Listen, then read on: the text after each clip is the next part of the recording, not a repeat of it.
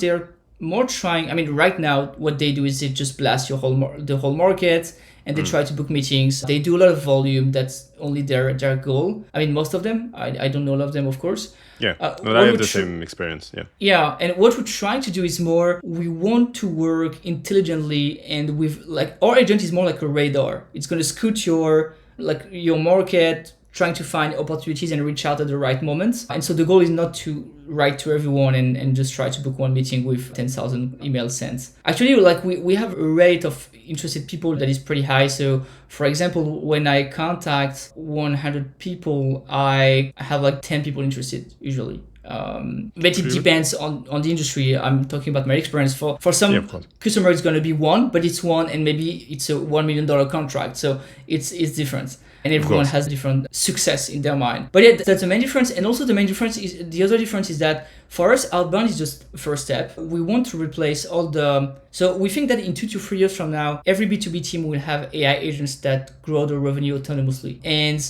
we want to build those AI agents. So it's Outbound because it was the first step for us. It was easy to measure the results and so on. Then we want to go to inbound, maybe CRM reactivation, account expansion, content. So there are many verticals we could go to. Yeah.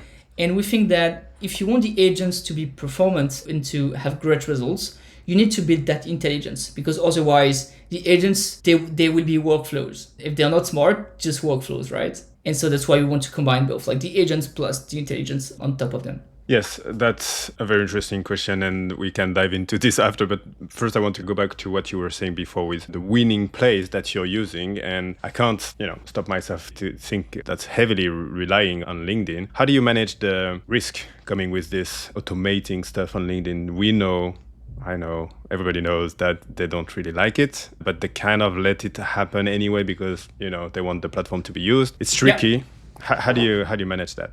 I mean, I think at some point, LinkedIn is just a channel. So right now we use them as the main channel. I mean, we launched also email, so we do multi-channel right now. It was not the case a few months ago. And so I think that right now, until we do tens of millions of dollars per year, we're still gonna use LinkedIn to send connection requests, messages, because the results are great, and because, as you said, they don't like it, but it's somehow accepted. The only thing they do is they can restrict your company page and founder's account on LinkedIn. That's actually what they did to us 2 weeks ago. Okay. If you try to find me on LinkedIn, I'm not available yet. That's why I couldn't find you. Okay. Yeah. So they just block the founders and the company page. We'll try to, I think, talk with them to see if we can come back. It's a bit hard for many reasons, but I think at some point, until we do tens of millions, we can still send messages on LinkedIn. What they don't like is if you scrape data of profile, if you resell the data, those kind of things. They don't like that.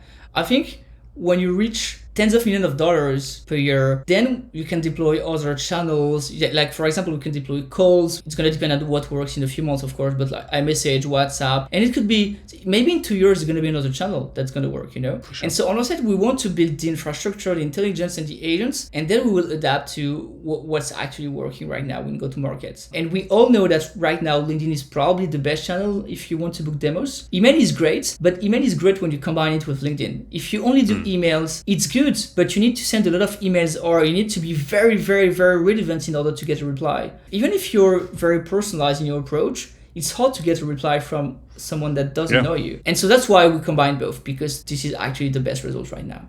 Yeah, makes sense. So it's a measured risk, sort of.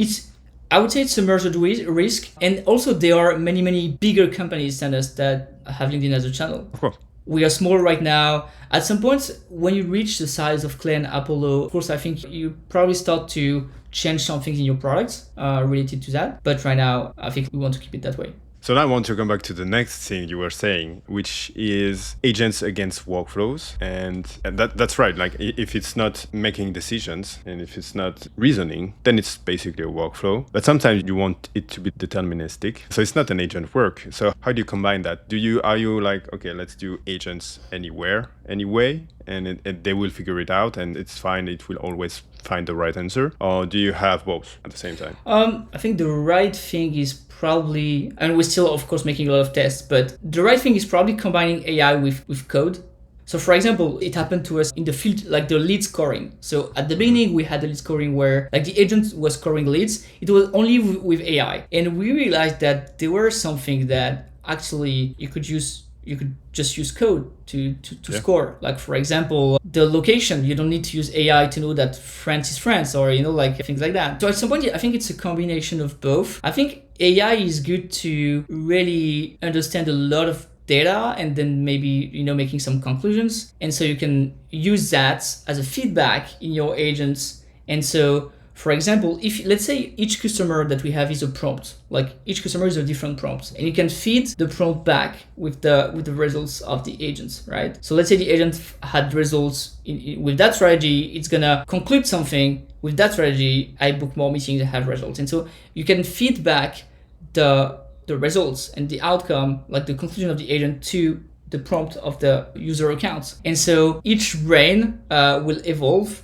and get better and better, and we have more and more information about what's working. But I think I agree with you when you say that I think the limits between like a workflow that is an AI automation and an agent, the limits for me is just the reasoning.